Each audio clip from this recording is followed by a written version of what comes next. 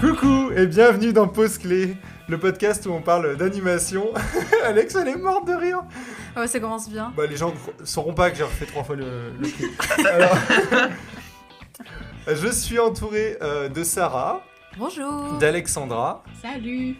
Pas de Léna, mais... Toujours pas de Léna. Moi je dis ça fait peur. Hein. Brice d'abord, Léna, Arrête, toujours pas là. porter la poisse. Et un invité cette fois-ci, il s'agit de Baptiste. Bonjour. Salut. Coucou Hello. Baptiste. Coucou. On applaudit. Et Il vient Marie. remplacer le trou. Laissé par Léna. je remplaçais le trou. Sympa comme tout. Quelle horreur. On est tous ensemble pour un spécial animation japonaise. On va vous faire des recommandations de films ou de séries d'animation japonaise qui nous ont plu. Et voilà, et on va commencer tout de suite avec Alexandra. Je viens aujourd'hui vous parler d'un film qui est extrêmement important pour moi, genre je suis impatiente. Ah, elle est toute excitée. C'est ça. C'est un de mes films préférés de tous les temps, en fait. Un de mes films d'animation préférés de tous les temps, un de mes films préférés de tous les temps, et j'ai la chance de pouvoir en parler, donc... je vais parler de Dans un recoin de ce monde, qui est un film d'animation de Tsunano Katabushi, qui est sorti en 2017. Et qui est d'après l'œuvre de Fumio Kuno. Je connais pas. Ouais, en fait, on connaît pas ici. Bon, Ouais. on découvre. Voilà, c'est un film qui a très peu parlé, fait très peu parler de lui. Il est sorti en 2017. Je me souviens avoir vu quelques affiches dans Paris, mais sinon, passé plutôt inaperçu. Et pourtant, c'est un petit bijou, c'est un trésor, c'est une petite merveille. Il est incroyable. Ça a l'air pas mal. C'est l'histoire de Suzu, qui est une jeune japonaise qui quitte son village qui est proche d'Hiroshima en 1944 pour se marier avec un homme qu'elle ne connaît pas. Et donc du coup c'est bien. sur l'histoire d'une jeune femme qui s'acclimate à sa nouvelle famille, à un nouveau mode de vie et qui en même temps, grâce à son univers créatif, son originalité, va rendre le quotidien de cette famille et son quotidien un petit peu plus léger dans un monde qui est terrible et abominable au moment où l'action se passe. Parce qu'elle vit à Kure, dans un port militaire qui est donc pas très loin d'Hiroshima, et c'est sur l'histoire de cette famille pendant la guerre jusqu'à sa fin. Et c'est bouleversant. C'est absolument bouleversant. C'est un film qui se met dans la droite lignée du tombeau des Lucioles. Et généralement, quand on dit ça, ça fait un peu peur. Ah oui, c'est le film le plus fun du monde. En même temps, t'entends Hiroshima et 1944. Ouais, c'est ça. Oui, c'est ça. C'est Hiroshima et 1944. Je me souviens que la première fois que je l'ai vu, je regardais la date des bombes. Et je regardais la date dans le film et j'attendais, en fait, on n'attend plus que ça. En fait, au bout d'un moment, le rythme du film se dirige lentement vers le 6 août et tu as des sueurs froides, en fait. T'attends le moment, Ouais. ça va tomber. Attends, C'est il se ça. passe quoi le 6 août? Je sais pas. C'est la fête des voisins, hein. Étrange. C'est ton anniversaire, Antoine. Donc dit comme ça, en fait, ça donne pas très envie de regarder. Pourtant, Dans un recoin de ce monde est absolument merveilleux. C'est une œuvre qui est absolument bouleversante par plein d'aspects, notamment parce que elle conserve une légèreté et elle conserve un univers qui est doux, qui est tendre, qui est plein de bonne volonté, plein d'espoir, et en même temps qui lie à cet espoir tout l'abominable et l'insoutenable de ce qu'était le Japon en 44-45. Et tout ça en plus documenté C'est beau. extrêmement bien. C'est-à-dire que, voilà, je relisais juste avant d'enregistrer que c'est documenté date par date. Il y a une scène par exemple où on voit vu que c'est un port militaire, où on voit un bateau dans le port, et c'est la date exacte à laquelle le bateau était dans ce port-là, ils ont été particulièrement précis, au Japon en 44-45, et le ciel était suffisamment clair à cette date-là pour pouvoir voir la baie. Donc c'est au millimètre près, c'est à la date près, Ultra c'est à précis. l'air près, c'est d'une richesse C'est très absolue. juste. Ouais. C'est presque suspect. Ouais, Ils y étaient sûrement. non mais c'est ça, c'est d'une richesse absolue. C'est en même temps extrêmement agréable à regarder. enfin agréable à regarder. C'est une œuvre à aborder. On a compris, Moi, c'est on dur, mais comprend, c'est ouais. beau. Oui, c'est ça. Tu conseilles en temps de confinement quand t'es déprimé Oui, ou c'est pas? ça. Moi, je l'ai vu justement pendant le confinement. J'ai commencé, je crois, le confinement avec l'année dernière. Et bon, enfin, vous me connaissez, j'ai chialé, mais genre, ça ne s'arrêtait plus. Mais ça va, ça casse pas le moral, quoi. Non, C'est pas un enfin, truc c'est- trop c'est dur à un film regarder. qui reste, en fait. C'est un film qui reste, c'est un film auquel on repense. C'est un film qui donne des informations sur le quotidien du Japon, qui donne des informations sur les traditions, sur la manière de vivre des Japonais pendant la guerre. Et c'est fait en même temps. En fait, le sujet, c'est pas la guerre. Le sujet, c'est Suzu. C'est son énergie créative. C'est la manière dont elle trouve des méthodes pour subvenir aux besoins de cette famille dans laquelle elle essaye de s'intégrer difficilement pendant la guerre. C'est pas sur ça cherche pas à dénoncer le mariage arrangé au Japon, vous voyez ce que je veux dire, c'est pas le sujet non plus. Le sujet, c'est le quotidien, c'est la banalité, Ouais. c'est la petite histoire dans la grande, Ouais. et c'est fait avec une délicatesse et une douceur infinie. Et cette douceur s'allie à l'horreur. Et l'horreur, en même temps, est pas non plus exprimée graphiquement. D'accord. Ouais. Il y a des procédés graphiques et d'animation qui sont extrêmement intéressants à utiliser pour montrer l'insoutenable. T'as un passage en abstrait Ok. qui est excellent, qui est incroyable. C'est monumental. Je suis curieuse. C'est monumental Ouais, moi dans un aussi, recoin de ça- ce En monde. vrai, C'est tu, incroyable. tu mets le doigt sur un truc qui revient souvent, je trouve, en animation japonaise, le côté mettre en parallèle la vie de tous les jours, les choses très banales et des trucs beaucoup plus graves à côté et qui vont se passer. Et ça rend les trucs graves encore plus horribles, Ouais, quoi. c'est ça. Ouais, C'est parce ça, que mais tu t'attaches complètement, à des personnages que finalement tu vas potentiellement bien perdre à la fin. Ouais, puis c'est inattendu, quoi. Le mec, il mange un œuf au petit-déj et bam, on lui coupe Oh, la tête. Enfin, tu vois ce que je veux dire, c'est... Et c'est exactement ça. Et c'est quelque chose où, en fait, quand j'ai vu dans un recoin de ce monde, j'étais pas extrêmement sensible à l'animation japonaise. C'était d'ailleurs quelque chose qui me tourmentait énormément parce que je comprenais pas tout. En fait, je comprenais pas nécessairement la manière de percevoir, d'appréhender les sujets Ouais. développés dans l'animation japonaise. Et en voyant dans un recoin de ce monde, j'ai compris énormément de choses, non seulement sur la culture japonaise, mais aussi sur l'imperceptible, en fait, de ce qu'ils cherchent à percevoir justement dans leur animation et dans leurs sujets traités. Et c'était une révélation absolue. C'était vraiment... Ce film, il m'a changé ma vision de l'animation japonaise, de l'animation du monde. C'est Ah bah tu le complètement rends super obsédant. bien. Là, vous Bah devriez ouais. voir Alex, le gars, Il y a beaucoup de restes trembler, qu'on peut de retranscrire. s'exciter, ouais. C'est complètement obsédant. En plus, la musique est merveilleuse. La musique du film est chantée par Contrigo. Elle a une voix magnifique et c'est...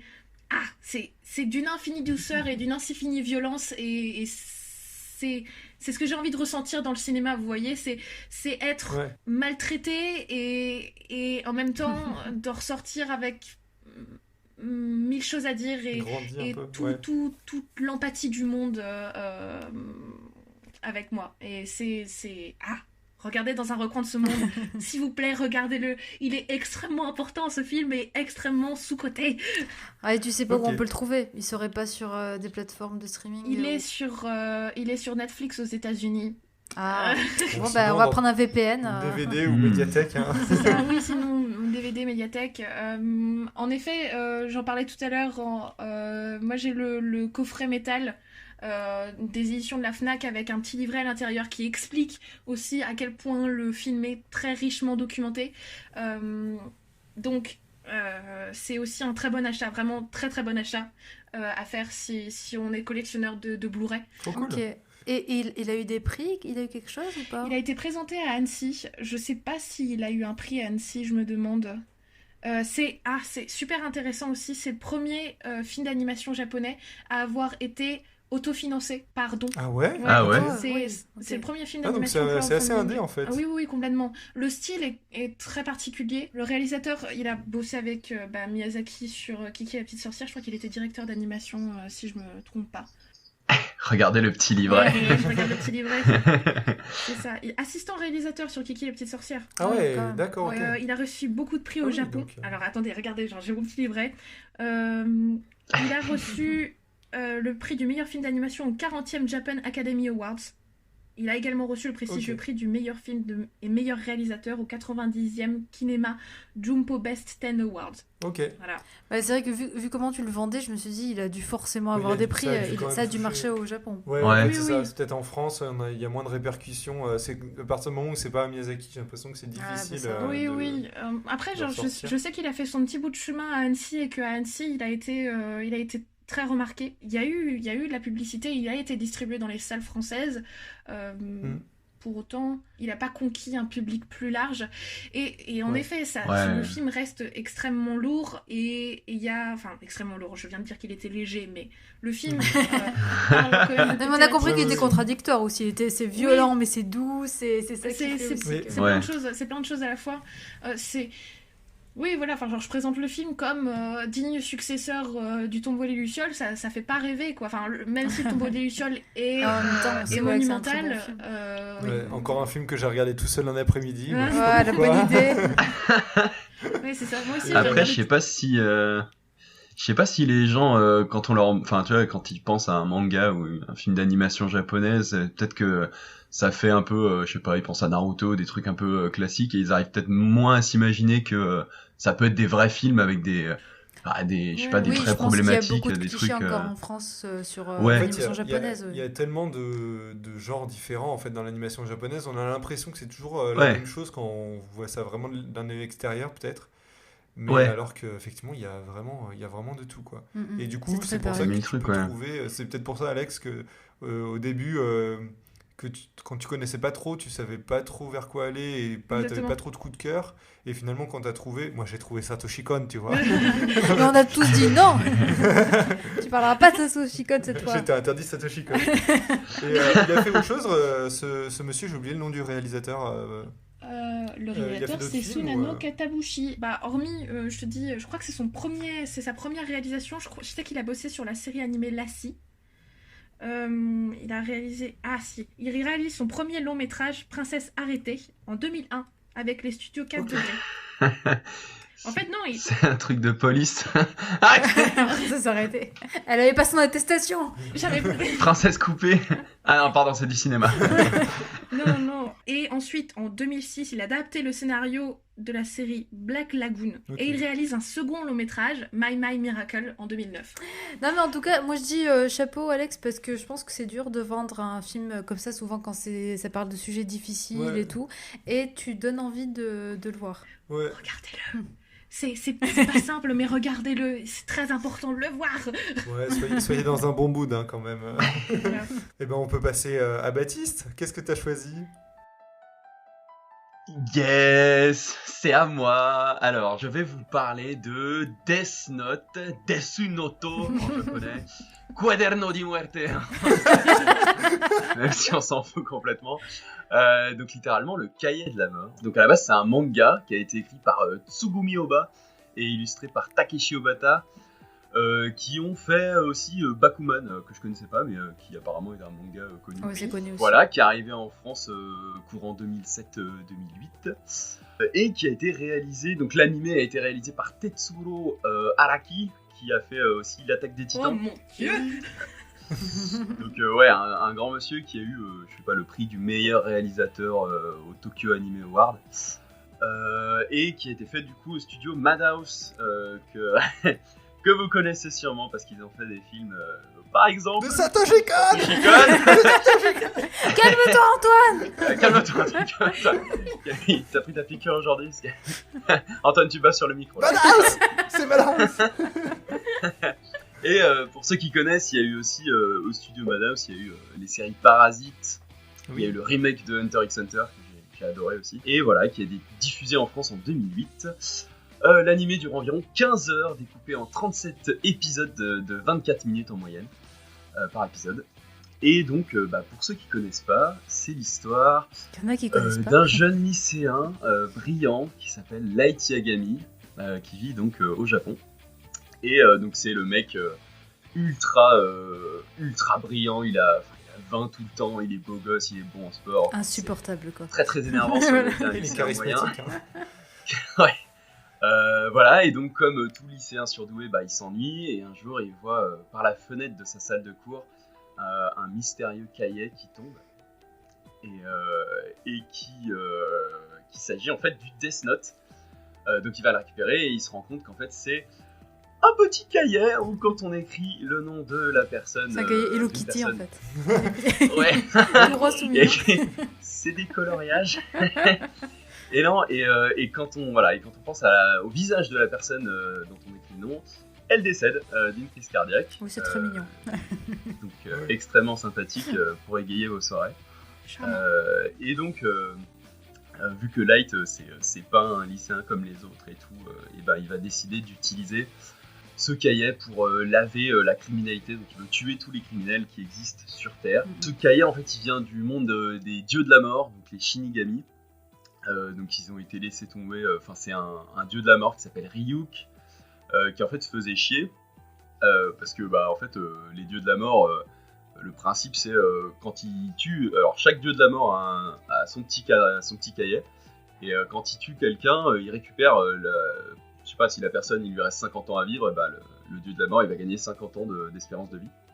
Donc en gros les dieux de la mort meurent jamais. Donc il s'ennuie très très fort, il joue aux cartes, et donc Ryuk il laisse tomber un cahier histoire de voir ce que ça donne.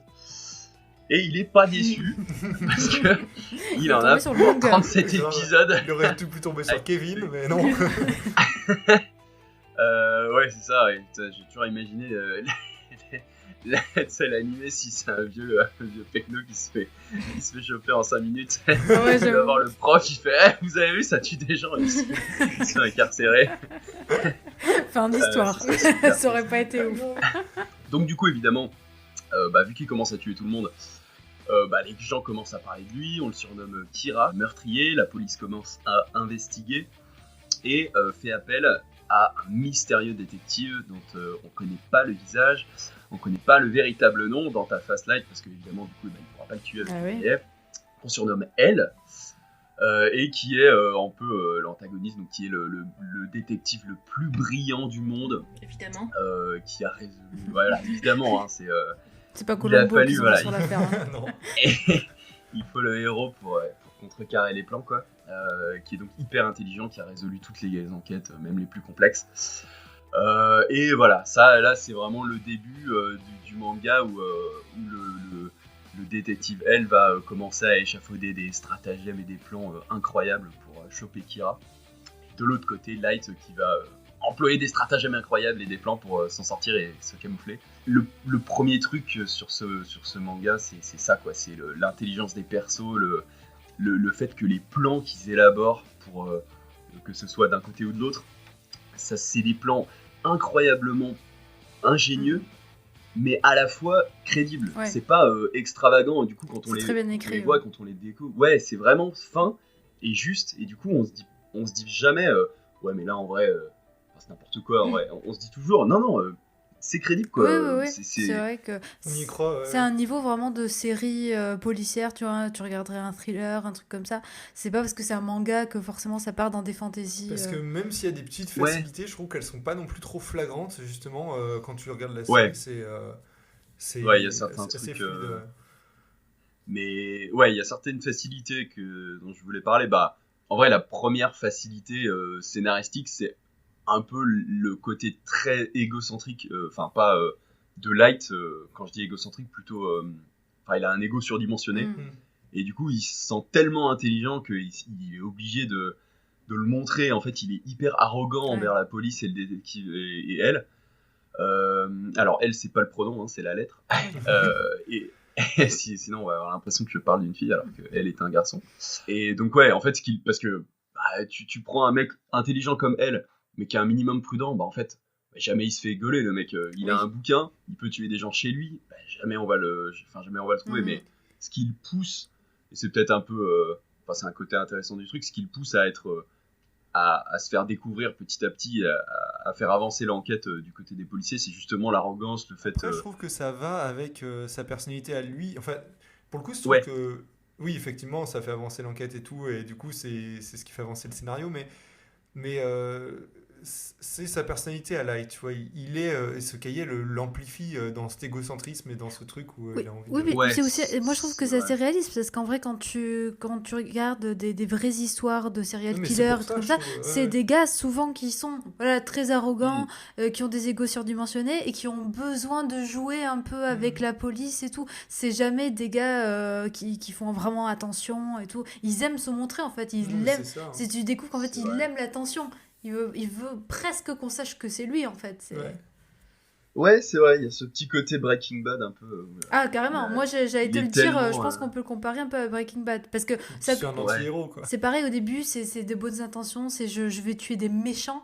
Sauf qu'ensuite, pour pas se faire gauler, il est obligé de tuer des gens qui sont pas forcément qui sont pas des méchants. Et c'est là qu'il switch et qu'il passe de l'autre côté. L'empathie, elle est de quel côté? Elle est du côté de Light ou du côté de elle?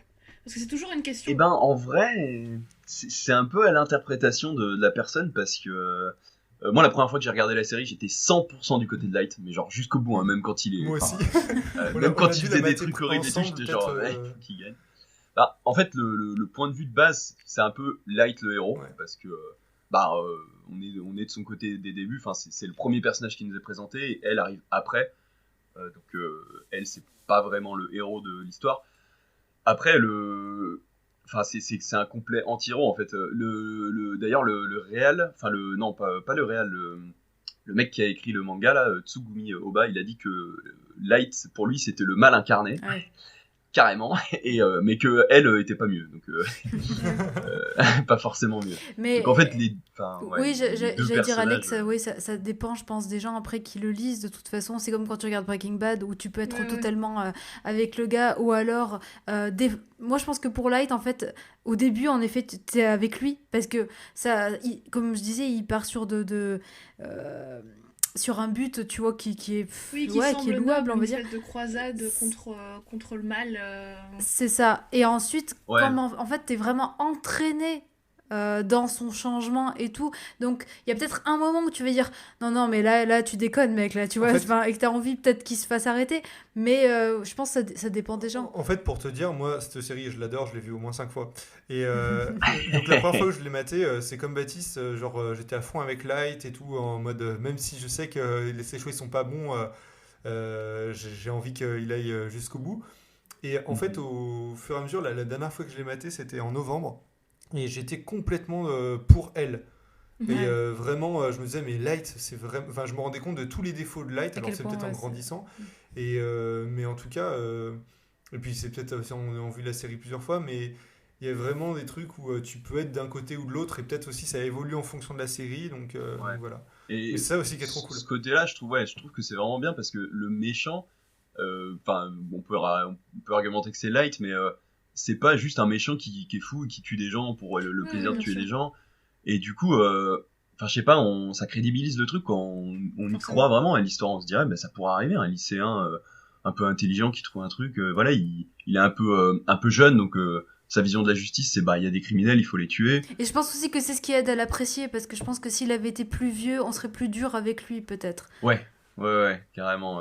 Et alors, donc, du coup, pour des gens qui ont déjà vu la série, en fait, de se la remater, ça permet de prendre l'histoire sous un autre angle, ou en tout cas de diriger son empathie vers d'autres personnages. Ouais, je trouve. Hein. Ouais, en plus, moi, ce que je trouve super intéressant, c'est parce que là, c'est vrai qu'on est en train de vendre un truc qui, était déjà connu et qui a déjà marché. Mais moi, je trouve que ça pourrait être intéressant aussi de le vendre aux gens qui n'aiment pas de base les mangas et qui sont pas très mangas animés. J'ai l'exemple parfait. Je l'ai montré à ma copine qui n'avait jamais vu de manga de sa vie et qui pensait qu'elle détestait ça, et elle a adoré, elle a surkiffé. On avait le générique en tête, on rigolait dessus et tout. Ouais. Ben voilà, c'est ça. Mais moi, je veux dire, j'ai même pire. Moi, c'est à mon père. Alors voilà, mon père, il est un peu comme tous les darons, tu vois, genre le manga, c'est pour les enfants et c'est pas son délire. Et je me rappelle à l'époque, je lui avais dit si, mais mate-le, c'est trop bien. Et en fait, on l'a regardé en famille du coup après. Alors que nous, les enfants, on l'avait déjà vu, mais on le revoyait avec eux. Et mon père, je voyais vraiment qu'il suivait ça comme une série live, comme s'il regardait Breaking Bad, tu vois. Il était à fond, il voulait voir l'épisode d'après à chaque fois. Mais c'est trop drôle parce que ton père, il a maté au aussi Outlander. C'est vraiment des goûts cool. Pour ceux qui suivent un peu, ouais, mon papa il a quand même des goûts assez chelous. Mais voilà, pour dire, moi je trouve que c'est ça, voilà, faudrait en reparler pour essayer de le vendre de nouveau à des gens qui sont pas mangas. Ouais, un public non averti au final. Si vous avez jamais vu de manga dans votre vie, commencez par celui-là, vous allez vous réconcilier avec les mangas. Mais t'as les musiques en plus. Les musiques, ouais. Ouais, la BO est incroyable, hein. La musique là de mystère, action là, un peu qui est passée là quand j'ai commencé à parler, elle est à chaque fois qu'elle arrive, t'as une semi-érection quoi. C'est incroyable. Parce que ça arrive toujours au moment où le détective il regarde le truc et c'est incroyable. Enfin, il y a trop d'intelligence dans cette série, c'est génial. Et même sans spoiler, en plus, je trouve que c'est très difficile de faire des fins. Et la fin, moi, il y a vraiment eu un avant et un après. Tu vois, quand je l'ai vu la première fois, ça m'a vraiment mis un vide dans ma vie. Où très bien écrit. Ouais, c'est vrai. En creusant, en vrai, c'est allé loin, tu vois. Mais ça fonctionne. Pour l'avoir revu, je me suis dit, non mais... Vu comment c'est réalisé, ça passe tout seul. Il y a un truc que j'avais un peu oublié, parce qu'en fait, quand le truc de le revoir, c'est qu'on connaît la fin. Et j'avais un peu oublié la première fois où je l'ai regardé, et je m'en suis j'ai essayé de m'en souvenir, mais c'est vrai que, je sais pas si tu te souviens, donc c'est Antoine qui me l'a fait découvrir cette série. Et donc on en regardait, 2-3 épisodes les soirs après les cours, quoi, quand j'étais au lycée, je sais pas. Et je me souviens vraiment du suspense à chaque fois. On voulait regarder l'épisode d'après, quoi. On essayait de théoriser ce qui allait se passer. Antoine, il l'avait déjà vu une fois, donc il me disait, toi, tu penses qu'il va se passer quoi? Moi, j'étais genre, je sais pas. Enfin, il y a vraiment, ça donne envie de regarder la suite. Vraiment, c'est plein de rebondissements, plein de trucs un peu imprévisibles. Qui malheureusement, voilà, c'est que la première fois, quoi. J'aimerais bien pouvoir oublier la série et la redécouvrir. Mais j'allais dire aussi, petite parenthèse, voilà, sur l'écriture, c'est que c'est tellement bien écrit, comme tu parlais de la fin qui est super, c'est aussi de se dire qu'à la base, le manga, il a été fait en 13 volumes seulement, et il faut savoir qu'au Japon, normalement, un manga, quand il a du succès, il atteint au moins les 20 volumes. Tu vois, soit il y a un truc où les gars ils visent les 20 volumes, ou de toute manière, une fois que ça marche, on leur dit d'en sortir plus et ils dépassent les 20 volumes. Sauf que Death Note, en fait, le gars a vraiment décidé, il a dit non, mon histoire, elle se termine en 13 volumes, point. Tu vois, il n'y aura pas de suite, même si ça marche, Et c'est ce qui fait que c'est super bien écrit, parce que voilà, le gars, il avait une idée de base, et il s'est pas laissé avoir par la célébrité, le succès et tout. Il en a pas rajouté, il l'a vraiment écrit, voilà, tel que ça devait être. Et c'est ça qui fait aussi que c'est vraiment très bien écrit. C'est un brave homme. Et d'ailleurs, il y a eu un one-shot qui est sorti il y a pas longtemps. Que t'as lu, Baptiste ? Que j'ai lu, ouais. Qui est très sympa, qui est très court, mais qui est marrant. Voilà, c'est une petite dose de Death Note. C'est vraiment le petit shot où il y a pareil un mec intelligent, on revoit les personnages de la série, il y a Trump qui... Ah oui. C'est super actuel, ouais, c'est assez drôle. Et surtout... Ne matez jamais les films live qui ont été faits. Ouais, je voulais en parler. Ou le japonais, là. Ils sont horribles. Non, en vrai, les mecs qui ont fait les films Netflix, je pense qu'ils ont vu le synopsis de la série et puis ils ont fait un truc. Déjà, ça se passe pas au Japon, ça se passe aux États-Unis. Light, au lieu d'être un mec cool, intelligent et ténébreux, c'est un gros con. Enfin, il prend vraiment les pires décisions, il crie, il a peur, enfin, c'est nul. Misa, qui est la copine de Light, qui est censée être ultra soumise, qui est ultra amoureuse de Light et qui peut faire tout pour lui et tout. Bah là, c'est une manipulatrice, ils ont une histoire d'amour à la con, on en a rien à foutre, enfin, c'est horrible. C'est vraiment, ne regardez pas ce film. Ouais, le seul défaut que je pourrais trouver par contre à Death Note par exemple, c'est les personnages féminins qui sont que ce soit la mère ou la sœur de Light ou ses copines, genre c'est une catastrophe tellement elles sont sous-exploitées ou pris pour des cruches. Ouais. Mais lui en plus il traite très mal les femmes. Donc, c'est vrai qu'il y a des persos. Avec sa personnalité qui est une ordure, mais. J'ai essayé d'y réfléchir, mais effectivement, je crois qu'il n'y a pas le test de Bechdel. Il n'y a pas deux personnages féminins qui parlent. Il y a un personnage féminin fort, mais qui dure 2 épisodes. Donc, Ouais, qui était bien d'ailleurs. J'aimais bien ce. Mais effectivement, elle meurt. C'est pas le manga le plus féministe. Vous savez pas qui c'est. Vous ajouter d'autres choses ? Vous avez des questions ou Baptiste a d'autres choses à dire Je pourrais en parler pendant encore 2 heures. Stop. Du coup, à chaque fois, ça me donne envie de regarder. En fait, ce qui est cool, c'est que moi, tous mes frangins l'ont vu, sauf moi. Death Note. Donc, mais finalement, ce que tu racontes, c'est un peu ce que je revois dans ma relation avec mes frangins à l'Attaque des Titans, où tu sais, genre, il y a la notion de je l'ai vu, je leur montre. Ouais. Et tu sais, genre, et t'es là, genre. Et là, du coup, qu'est-ce qui se passe ensuite? Qu'est-ce que tu penses qu'il va se passer? À ton avis, il va se passer. Et t'essaies d'analyser le regard, genre, mon avis, elle va mourir. C'est ça, voilà, genre. Bon, de toute façon, je pense que c'est ce qui arrive pour tous les trucs qu'on aime et qu'on veut vendre à quelqu'un. On attend tellement ses réactions. Et c'est... c'est trop moi, genre, j'ai des vidéos de mes frangins qui réagissent à l'Attaque des Titans. C'est hilarant. C'est trop drôle. En fait, t'as une chaîne Parce que moi, je suis YouTube là, genre, avec mon téléphone, en essayant d'éviter, tu sais, genre, de montrer... Tu sais, genre, que je les filme, parce que vu que si je les filme, ça veut dire qu'il va arriver quelque chose, donc je suis là, genre, sur le canapé, avec le poker face du... Et puis, l'Attaque des Titans, ça a un peu ce côté Game of Thrones, ils vont tuer des persos, mais vraiment du jour au lendemain, sans prévenir. Ouais, complètement. Mais voilà, genre, moi, l'Attaque des Titans, c'est dans la première saison, c'est pas vraiment un spoil. Dans l'Attaque des Titans, le personnage principal meurt au bout de 3 épisodes, ou 2 ou 3 épisodes. J'ai réussi à leur faire croire pendant 2 semaines que ça changeait de personnage principal à chaque fois que le personnage principal mourait. C'était hilarant. Bon, allez, là, on dérive un peu, là. On va peut-être passer à la personne suivante. Il n'y a plus rien sur Death Note, là? J'ai pas l'impression, Baptiste, il va pas s'arrêter. s'arrêter. Il y a plein de trucs, vas-y, passe la main. Sinon, je m'arrêterai jamais.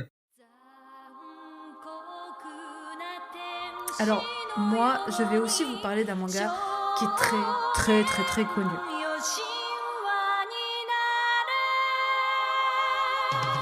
Moi, je vais vous parler de Neon Genesis Evangelion. Est-ce qu'il y en a ici qui connaissent Neon Genesis Moi, je connais parce que tu m'as fait regarder les épisodes de... Tu m'as attaché une 16 et tu m'as forcé. Je l'ai séquestré chez moi. C'était bien. Bon, en vrai, t'as pas eu le temps de voir grand-chose. Non, j'ai pas vu grand-chose. Et du coup, non, vous deux, vous si, je connais, pas. mais j'ai rien vu et c'est sur ma liste. Voilà, ne me tuez pas, s'il vous plaît. D'accord, ça donc vient. Non, t'inquiète pas. Alors déjà, bon, petite présentation de ce manga. Allez. Il a été réalisé et scénarisé par Hideaki Anno, donc qui était cofondateur du studio Gainax. Ah oui, d'accord. Studio donc qui a fait aussi Nadia et le secret de l'eau bleue, qui est très très connu aussi. Et donc ça a été diffusé en octobre 95, entre octobre 95 et mars 96. Il y a eu 26 épisodes et aujourd'hui c'est disponible sur Netflix. Donc vous avez pas d'excuse si vous avez envie de regarder. Enfin, à part payer la bonne. Ouais, ou de piquer le compte Netflix à quelqu'un, on peut voilà. encore. Et donc le character design, c'est Yoshiyuki Sadamoto et c'est le même pour Nadia et Secret de l'eau bleue. Ensuite, pour vous présenter un peu qui est Hideaki Anno, donc j'ai dit voilà, c'est un cofondateur de Studio Gainax, l'ami et collaborateur de Hayao Miyazaki. Évidemment. C'est qui? Et pour bien comprendre aussi le contexte dans lequel a été fait Evangelion et pour comprendre Evangelion, il faut savoir aussi que Hideaki Anno, il était en pleine dépression pendant la création de ce manga. C'est important, je veux dire, c'est important pour l'histoire. Alors, peut-être je vous résume d'abord le manga. Ouais, vas-y. Je vais faire très simple parce que en vrai, c'est assez complexe. Ça se passe donc en l'an 2000. La Terre est frappée par une catastrophe qui est nommée le Second Impact. Et à ce moment-là, la moitié de l'humanité périt. Et en 2015, il y a des monstres qui sont appelés des anges qui envahissent la Terre. Du coup, à Tokyo, il y a une organisation qui crée des robots pour les combattre et ils appellent ça des EVA. Ces robots, en fait, sont pilotés par des adolescents. Logique. Je sais plus comment il l'explique, mais voilà, il y a que des jeunes personnes Grâce qui à peuvent rentrer dans le robot et qui peuvent piloter ces robots. Du coup, nous, on va suivre l'histoire de Shinji, qui est donc un jeune garçon de 14 ans, qui rejoint l'équipe un peu de force, on va dire. En fait, c'est son père qui est à la tête de cette organisation. Père qu'il a abandonné alors qu'il était tout petit après la mort de sa mère et qui donc le revoit des années plus tard pour lui dire bon allez maintenant tu montes dans le robot et tu vas buter des monstres. Sympa. Love you daddy. Ouais. Dans la vie. Et donc terrible. raconté comme ça en fait on dirait juste le cliché du manga mecha. Ça fait un peu Pacific Rim ou... Alors Pacific Rim a été carrément inspiré d'Evangelion. Neon Genesis Evangelion, ça a été un succès, alors déjà au Japon, mais international. C'est monumental. Voilà, jusqu'à aujourd'hui, ça fait partie des icônes vraiment des mangas. Ça a été aussi très connu pour sa fin. Ça veut dire qu'en fait, le manga a beaucoup plu. Le dessin animé donc a beaucoup plu, mais la plupart des gens avaient été déçus par la fin, et du coup il y a des films qui sont sortis et des films qui ont apporté une fin à la série. Donc juste après la série, en 96-97, il y a eu Death and Rebirth qui est sorti, suivi de The End of Evangelion. Donc en fait le premier résume en fait le dessin animé, le deuxième c'est la fin, la fin alternative de la série, et après ça en fait il y a eu une trilogie qui est sortie qui donne même une histoire alternative au dessin animé. Ah ouais, d'accord. Oui. D'après le réalisateur, il considère qu'il y a plein de choses qu'il n'a pas pu faire avec le dessin animé. Il y avait gros manque de budget, ils ont eu beaucoup de soucis pour faire le dessin animé, et du coup tout ce qu'il n'a pas pu faire, il l'a fait dans les films. Donc il y a eu ces 3 films, et il a apporté un tout dernier film vraiment pour compléter la saga, qui est sorti récemment, le 8 mars 2021. Ah oui. Ouais, il y a un film qui est sorti il y a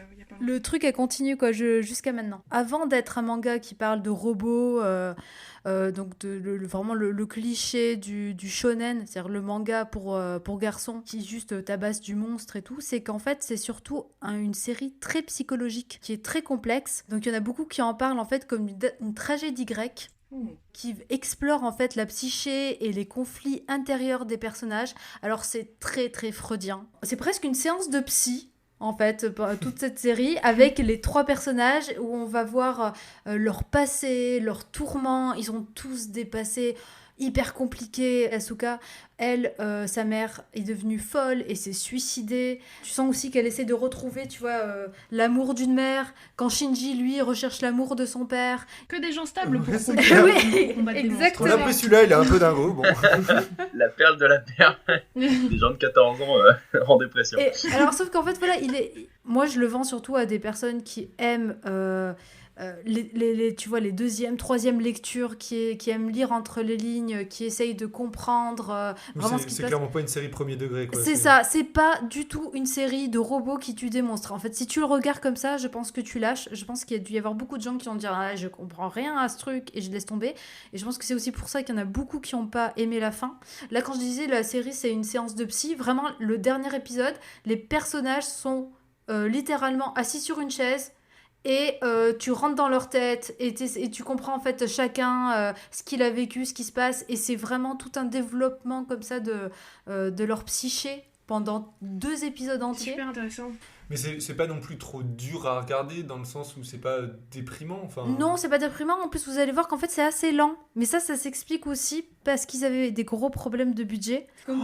Des plans, il y a vraiment des plans, ils ont duré 50 des plans secondes, fixes. 50 secondes de plans. C'est des plans, il y a beaucoup de plans, mais vraiment plans. Il se passe rien. Il y a un plan fixe, il y a même pas de dialogue. Ça veut dire qu'il y a des plans où t'attends le train avec eux là, clairement. C'est ça, non, en plus c'est vraiment le plan que j'ai montré. C'est les gars qui sont encore en train de dessiner. Attends. C'est ça, t'as un plan où ils sont en train d'attendre le métro et ils se fixent et il ne se passe rien, et on a compté, ça prenait vraiment 50 secondes. C'était incroyable. C'est terrible. Bon, ça arrive très souvent, mais... Après ça met une ambiance aussi. Hein. C'est triste. Non, mais après, on peut tricher, on peut dire que c'est justifié parce qu'ils veulent instaurer le rythme de la vraie vie, que parfois c'est lent. Bah, s'il dit des choses vraies, absolument. C'est ça. C'est vrai que... Bon, ok, on n'avait pas d'argent. En fait, on voit pas trop le manque de budget dans certaines scènes avec les robots ou quoi. C'est ça, c'est que les combats sont chouettes. Là-dessus, tu vois qu'ils mettent tout l'argent. C'est bien animé. C'est vraiment dès qu'ils peuvent faire une économie d'animation, ils le font.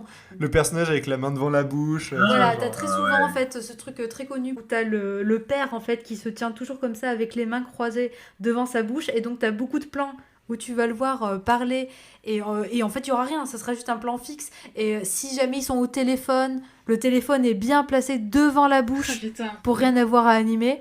Enfin, c'est malin, c'est fait de manière très intelligente en tout cas, c'est ça. Ouais, c'est des belles pauses aussi. Voilà, c'est des bonnes pauses et tout, donc ce qui fait que ça fonctionne. Mais c'est vrai que ce qui est étonnant, c'est de se dire que ce manga a été un succès phénoménal alors qu'il y a plein de choses qui vont pas en vrai. Je veux dire, voilà, c'était pas un succès pour l'animation. Le scénar, il était incroyable. Enfin, je veux dire, personne n'a jamais fait ça en fait. Et jusqu'à aujourd'hui, je pense que personne ne pourrait le faire. De faire un truc pareil, de partir d'un truc qui à la base est voilà vraiment un cliché des robots et tout. C'était pas les premiers à le faire, il y en avait déjà eu avant. Et mais en fait pour parler de psychologie, qui utilise ça en fait voilà pour pouvoir faire passer pas mal de choses psychologiques. Et en plus, ils l'assument totalement parce que même dans l'animé, ils font des références à Freud, ils font des références à Schopenhauer, ils font des références à des concepts de psychologie. Des petits cours de philo gratos. Voilà, c'est hyper intéressant. Si vous avez envie de vous prendre la tête un peu sur ce truc, de prendre le plaisir d'analyser, il y a des gens qui n'aiment pas du tout regarder les mangas comme ça, donc ça c'est pas du tout pour eux. Mais ouais, mais c'est intéressant. C'est vendeur en tout cas, moi je suis très intéressée. Ouais. Moi j'ai retenu, il est nul, il a eu trop de succès. Ah ouais, super Baptiste. Pardon, c'est un mauvais récit. Non mais en tout cas, tentez-le si vous avez Netflix, vous avez toute la saison, donc les 26 épisodes. Voilà, c'est pas non plus ultra long, y a qu'une saison. Mais en vrai, en plus, matez-le vraiment pour aller jusqu'au bout et regarder la fin. Vous allez voir que la fin, si vous avez des doutes pendant la saison, de vous dire vraiment, il y a un truc psychologique et tout. Alors, les 2 derniers épisodes, ils sont vraiment là pour vous dire oui, on n'est pas du tout dans l'histoire. On n'est pas là pour les robots, on n'est pas là pour les combats. Non, bah, c'est bien, t'as donné envie. Ouais, carrément. C'est ouf. Bon, c'est à moi. Allez, Antoine, c'est ton tour. Eh bien, moi, je vais vous parler de One Punch Man. Oh oui. Oh oui. Baptiste, il a dû faire saturer son micro. Oh oui. Oh, tellement. One Punch Man, qui a été réalisé par Shingo Natsume pour la première saison, qui est sortie en 2015, et par Shikara Sakurai pour la deuxième, qui est sortie en 2019, donc il n'y a pas très longtemps. C'est un manga de One et de Yusuke Murata à la base. Dans One Punch Man, on va suivre... En fait, on est dans un monde où d'un côté, on a les héros, qui sont les gentils, puis d'autre côté, on a des monstres, qui sont les méchants. C'est très original. Et on va suivre Saitama, qui est l'homme le plus fort du monde, et du coup, il a 2 problèmes principaux. C'est que le premier, il est beaucoup trop fort, genre il est invincible, et il tue trop vite, en fait en un coup de poing, il éclate ses ennemis. D'où le One Punch Man. Voilà, et d'où le fait qu'en fait il se fasse super chier dans la vie, parce qu'en fait il a plus ce sentiment de crainte, de peur, ou quoi, il sait qu'il va exploser le mec, et du coup sa vie n'a plus trop de sens d'être arrivé au bout de son entraînement, voilà. Et l'autre problème qu'il a, c'est que personne le connaît. Genre, il réussit à résoudre des catastrophes dans certaines villes, et tout le monde est en mode mais qui c'est ce mec, et même à le prendre pour un connard ou des trucs comme ça. Ça peut arriver, et on va suivre aussi Genos, qui est un cyborg, mais qui est un gentil cyborg, et qui est assez puissant, et qui va se rendre compte de la puissance de Saitama, et qui va du coup devenir son disciple. Et en fait, la personnalité de Saitama, c'est un mec vraiment bas les couilles. En français, c'est Orelsan qui porte sa voix, et ça va vraiment bien avec le personnage. Très pour bon le coup. choix, ouais. Il va avoir des combats absurdes où, en fait, dans un manga normal, le personnage Saitama, il serait en mode face à un monstre, en mode mon dieu, comment je vais réussir à le vaincre et tout. Là, il stresse tout le long du combat parce qu'en fait, il se dit merde, j'ai loupé les soldes. Ouais. Il y a un côté cassage de code. C'est clairement, il est pas sur le même. C'est complètement décalé. En fait, il est en décalage total avec tout le reste de l'univers, tout le reste de l'histoire en fait. Okay. C'est assez fou. Ça fait vachement parodie de manga de combat. Ouais, c'est ça. Pour moi, c'est ce qui marche trop bien. C'est que c'est drôle, c'est hyper parodique et c'est ultra drôle. Et j'avais déjà vu la première saison et quand elle est sortie, et la deuxième j'avais maté juste 2 épisodes et après j'avais pas continué parce qu'elle était difficile à regarder, enfin j'avais pas eu l'occasion. J'ai lu tous les scans jusqu'au dernier qui est sorti cool, la semaine dernière. Mais on voit bien que vous êtes frères, hein. Ah ça y est, c'est spoilé. Twist. De toute façon il y a toute ma famille dans ce podcast. Genre Léna c'est ma femme, Baptiste c'est mon frère, Sarah, c'est ma toi c'est cousine ma cachée. mère, Alex c'est ma tante. Ta mère avait kiffé d'entendre ça. Et je me souviens qu'il y avait des interviews de gens qui avaient découvert ce manga et qui comprenaient pas trop l'intérêt. En gros, ils avaient regardé le premier épisode, ils se sont dit, mais si le mec il est trop fort et qu'il éclate tous ces mecs en un coup, au final ça sert à quoi de regarder? On sait qu'il va jamais mourir, il va jamais être en danger. Et l'intérêt est aussi des personnages annexes qui arrivent au fur et à mesure. Donc le démon cyborg, il y en a plein d'autres. Et en fait, ça se regarde un peu comme un manga classique, parce qu'en fait, les personnages normaux vont faire des vrais combats un peu épiques où là va y avoir un danger. Et puis de temps en temps il y a One Punch Man, tu le regardes et tu fais c'est bon, c'est fini. C'est ça. En fait, ce qui est trop bien, donc c'est vrai que c'est des méga combats, l'animation elle est dingue, la première saison elle a été adulée parce que l'animation était juste incroyable. Et il y a pas mal de liberté aussi au niveau des designs des monstres, alors ça vient du manga, et des héros aussi, hein. Les héros, il y en a, en parlant, que ça soit les noms aussi qu'ils ont de super-héros ou de monstres, c'est des trucs tellement ridicules. Ouais. Et alors moi, je vais vous dire, ça me rappelle Rick et Morty, parce que dans Rick et Morty, il y a un mec qui réalise, qui est scénariste avec les autres, et je crois qu'ils sont 3 au scénario, un truc comme ça. Et en fait, ce mec-là est complètement fou, c'est-à-dire qu'en fait, il invente des personnages qui n'ont aucun sens et leur donne un nom qui n'a aucun sens, et ça le fait rire. Et en mode, vous êtes obligés de les mettre dans la série. Du coup, ce que font les autres scénaristes, pour se venger de ce mec, ils parodient ses idées en créant des monstres, des personnages secondaires qui sont aussi absurdes, avec des noms qui parodient les noms. Enfin, je sais pas si vous comprenez ce que j'arrive à dire. Du coup, la série Rick et Morty, les personnages secondaires sont complètement dingos parce que, en fait, c'est lié du fait qu'il y en a un qui ait créé des trucs dingos et les autres qui aient parodié le mec dingo, tu vois. Et dans One Punch Man, c'est hallucinant parce que il y a des clichés de dingue, il y a des bodybuildés, il y a des nanas sursexy, mais à un point mais ridicule. Et c'est des trucs qui peuvent me gêner un peu, mais en même temps, c'est tellement exacerbé. Et c'est du coup, ça en ressort, c'est vraiment un truc ridicule et super drôle.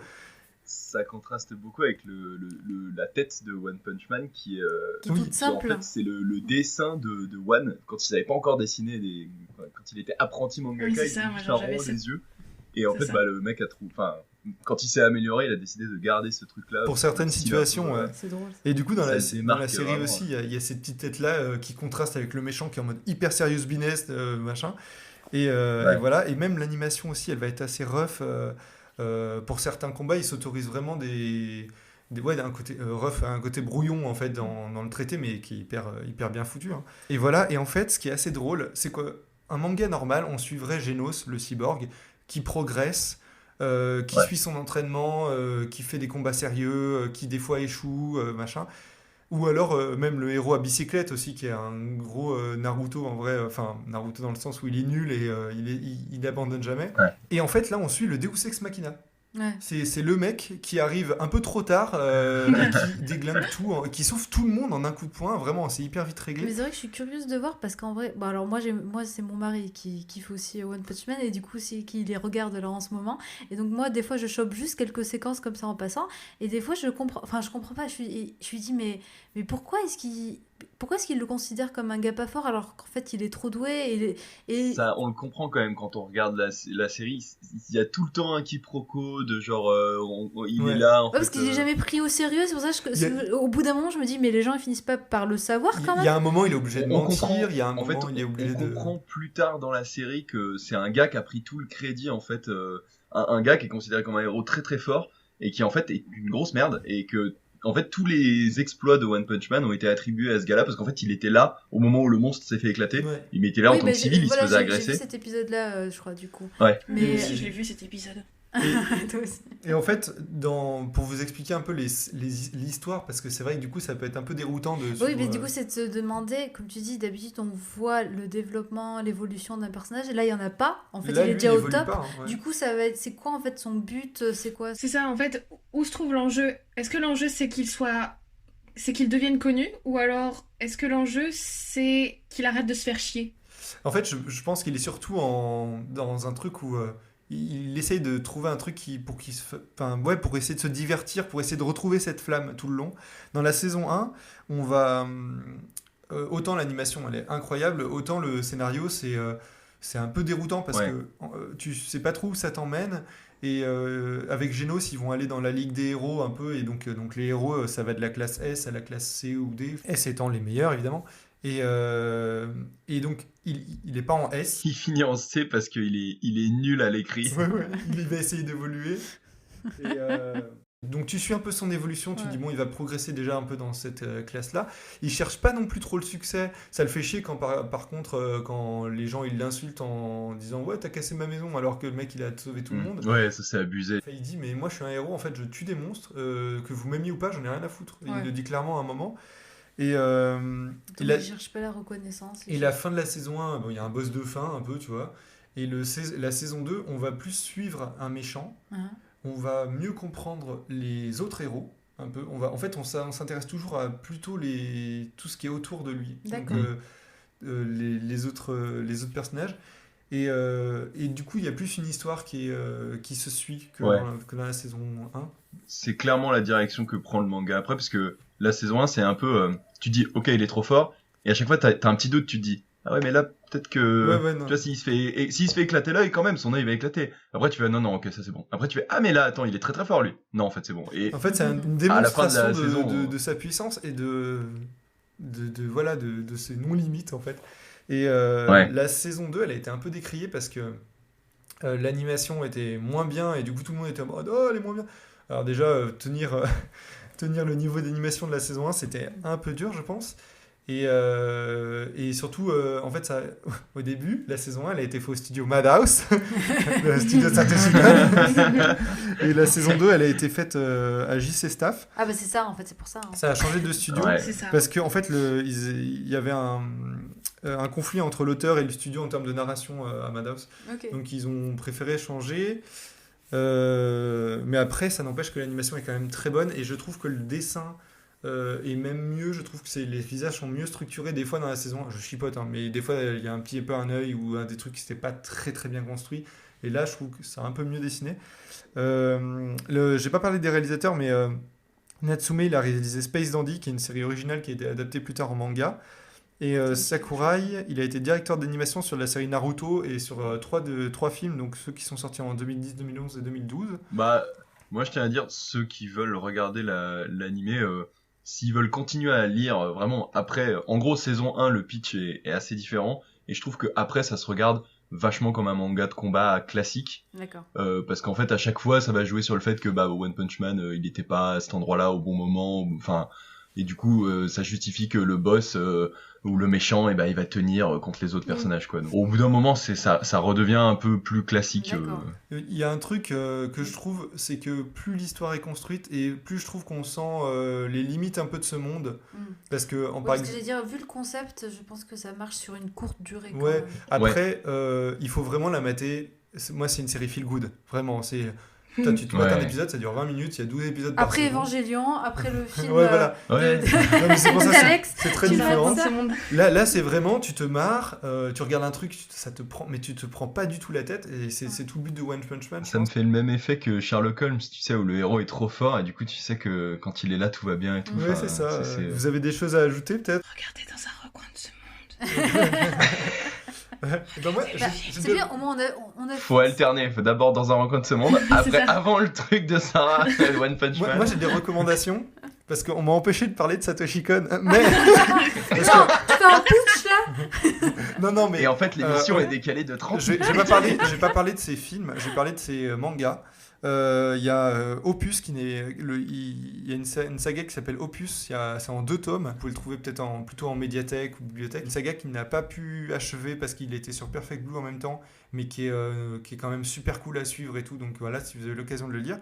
Et il y a 2 gros tomes aussi, il y a Le Pacte de la Mer, qui est une grande histoire trop bien, et Fossile de rêve aussi, qui est un grand manga, mais c'est plein de petites nouvelles en fait, et des histoires très très différentes. Et voilà, donc si vous aimez Satoshi Kon ou lire des histoires, c'est trop cool. Moi, je rajouterais que la Fnac ressort un pack métal de Perfect Blue, absolument magnifique. Là, dans les semaines qui vont venir, c'est un beau cadeau, vraiment un beau cadeau. Quand même, j'ai réussi à placer Satoshi Kon, hop là, voilà. Putain, comment t'as fait ? Moi, j'ai une recommandation, les 2 films Your Name et Weathering With You, là, de... Makoto Shinkai. Ouais, Alex elle aime pas, mais il y a Alex qui te tourne le dos là. Désolé. Mais effectivement, on en parlera dans une autre émission, mais c'est difficile. Eh bien moi j'ai bien aimé, plus Your Name peut-être. Les 2 se ressemblent un peu, mais ouais, mais voir un des 2 c'est cool. ce qui a le plus de succès au Japon en ce moment avec les Miyazaki et tout, hein. C'est incroyable. Ouais, non, mais même en Europe et en Occident, Your Name c'est un boom. Ouais, non, mais ça a été incroyable. Justifié ou non, je ne sais pas. Ouais, c'est un peu tendu, Alexandre. Peut-être un débat pour la prochaine fois. Écoute, et moi j'espère juste... moi j'avais pitché un peu Evangelion parce que j'espérais qu'un jour on ferait un épisode entier dessus. Moi je rêve d'un épisode où on l'a tous maté et qu'on a tous nos théories de dingue. Si jamais vous avez envie qu'on parle effectivement d'Evangelion, des films ou de la série, dites-le nous en commentaire et tout, et on y réfléchira. À ce moment-là, si vous êtes beaucoup, on sera peut-être obligé. Bon, c'est la fin de l'émission. Oui. Merci déjà. À vous. Merci à toi, Antoine. Merci Baptiste d'être venu. Oui, merci Baptiste. Plaisir. C'était cool. Mais ouais. Oui. Merci à Ramzi pour les jingles de l'émission. Merci Ramzi. N'hésitez pas à intervenir, les auditeuristes, si vous avez apprécié l'un des films ou séries dont on a parlé, si il y a des choses dont on n'a pas dit, donc que vous avez envie de dire. N'hésitez pas aussi à nous dire quel est votre film ou série d'animation japonais préféré. Vous pouvez suivre notre actualité sur Facebook, nos recommandations elles seront toutes sur Instagram, et aussi nos épisodes sont sur YouTube si vous voulez commenter peut-être ou partager ou quoi, c'est peut-être plus facile. Gros bisous. Mangez des fruits et des légumes. Bisous.